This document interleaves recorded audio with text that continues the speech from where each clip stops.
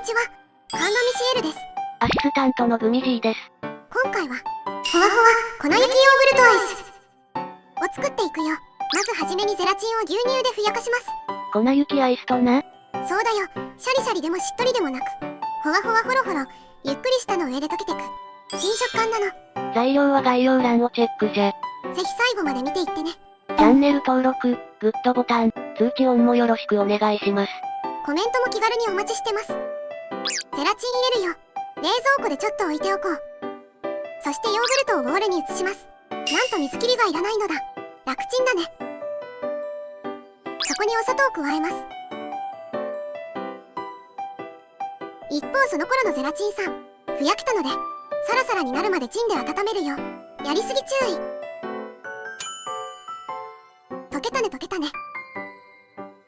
ここにヨーグルトを少し加えます。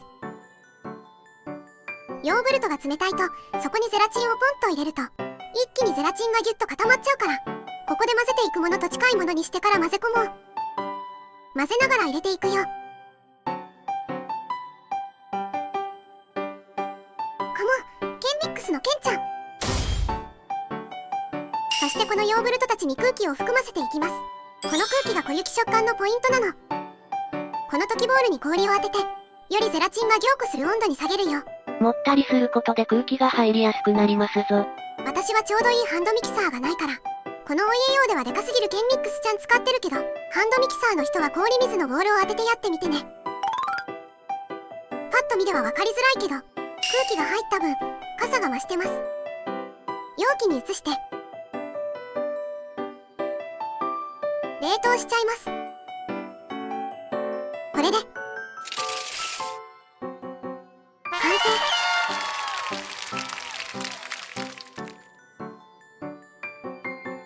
それではいただきます。おいしい。口の中に入れた瞬間、ふわふわー。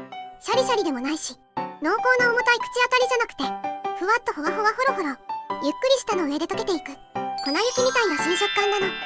優しくヨーグルトの味が伝わってくるよ。凍らせた後、ディッシャーやスプーンで一度ガリガリほぐしてから食べるといい感じだよ。実はちょっとチンして溶けた部分と混ぜると、ヨーグルトのねちっとした食感が合わさってしっとりアイスにもなるよ。おいしいおいしい。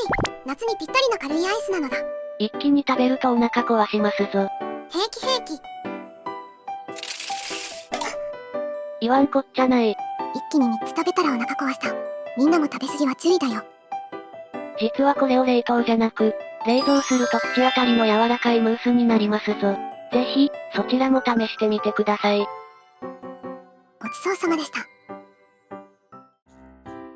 最後までご視聴ありがとうございました。動画の感想、作ってみた感想もいただけると嬉しいです。チャンネル登録、グッドボタン、通知オンもよろしくお願いします。だいたい週に1、2本動画を19時くらいに上げてます。他のお菓子の動画も見てみてね。コメントも気軽にお待ちしてます。それじゃあまたね。